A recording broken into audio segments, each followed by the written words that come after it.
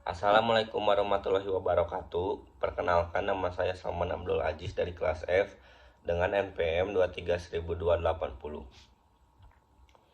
Tujuan saya membuat video ini adalah untuk menyelesaikan tugas saya, tugas UTS dari mata kuliah Hukum Pidana dan Pengembangan dengan dosen Ibu Tia Ludiani SHMH. Nah, saya akan mempresentasikan analisis kasus tindak pidana kasus bullying oleh anak artis yang terjadi di Binus School Serpong. Kasus tersebut merupakan tindakan pidana karena tindakan bullying dianggap sebagai pelanggaran hukum. Mengapa tindakan bullying tidak diperbolehkan?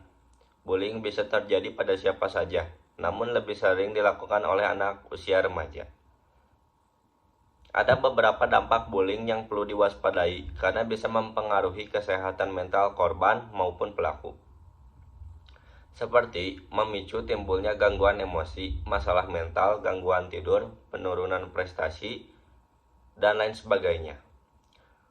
Unsur-unsur dari kejadian bullying yang terjadi di Binus School Serpong tersebut dikarenakan para pelaku secara bergantian melakukan kekerasan terhadap korban dengan dalih tradisi yang tidak tertulis sebagai tahapan untuk bergabung dalam suatu kelompok tersebut. Akibat penganiayaan tersebut, korban mengalami luka-luka. Berdasarkan hasil visum, korban menderita 4 luka, yaitu memar di leher, luka lecet di leher, luka bekas sundutan rokok pada leher bagian belakang, dan luka bakar pada tangan bagian kiri.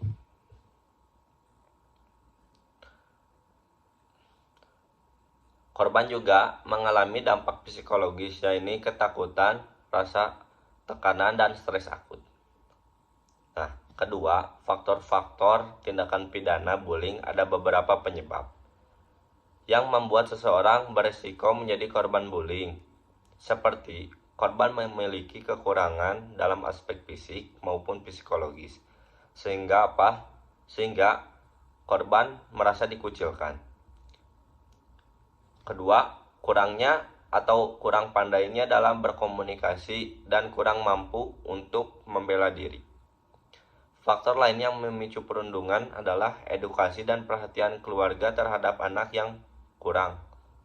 Ini bisa terjadi karena alasan ekonomi, kesibukan, dan keluarga yang tidak harmonis. Akibatnya, anak mencari pelampiasan untuk meluapkan emosi, tetapi dengan melakukan cara yang salah, yaitu kasus pembulian ini. Adapun faktor karena konten hiburan, sehingga pelaku terpengaruh oleh tayangan kekerasan yang ditonton. Ketiga, sebelumnya kita harus mengerti asas-asas lex locus delicti dan lex tempus agar dapat diterapkan pada kasus yang sedang kita analisis, yaitu kasus bullying oleh anak artis. Asas lex locus delicti ini merujuk pada tempat terjadinya tindak pidana. Secara harfiah, locus berarti lokasi atau tempat, dan delicti berarti delik atau tindak pidana. Dengan demikian, locus delicti adalah tempat di mana suatu tindak pidana dilakukan. Melihat kronologis dan video terjadinya tindak pidana oleh anak artis tersebut bukan dilakukan di Binus School Serpong, tetapi mereka adalah siswa dari sekolah tersebut, dan kasus yang dilakukan oleh para pelaku kepada korban merupakan di warung tongkrongannya di dekat sekolah tersebut. Para pelaku membuli korban di warung mungkin dikarenakan tempat perkara berada di luar lingkungan sekolah, sehingga mereka bebas melakukan hal yang tidak boleh dilakukan di ranah sekolah, seperti merokok, berkata kasar, apalagi sampai membuli korban. Hukum pidana yang berlaku untuk para pelaku dapat terjadi sesuai peraturan hukum yang berlaku di negara kita. Mengapa demikian? Dikarenakan mereka melakukan tindak pidana tersebut di Indonesia, sehingga memakai hukuman yang berlaku di negara tersebut. B. Asas lex tempus delicti ini mengacu pada waktu terjadinya tindak pidana. Tempus berarti tempo atau waktu, dan delicti tetap berarti delik atau tindak pidana. Tempus delicti adalah salah satu tindak pidana. Melihat kasus pidana pembuli ini, 12 orang ditetapkan dengan rincian 8 orang anak berkonflik dengan hukuman dan 4 orang tersangka. Dikarenakan para pelaku masih di bawah umur, untuk penerapan pasal yang pertama tindak pidana kekerasan anak di bawah umur. Nah, aturan hukum yang dilanggar Undang-Undang Nomor 35 Tahun 2014 atas perubahan Undang-Undang Nomor 3 Tahun 2022 tentang Pelindungan Anak.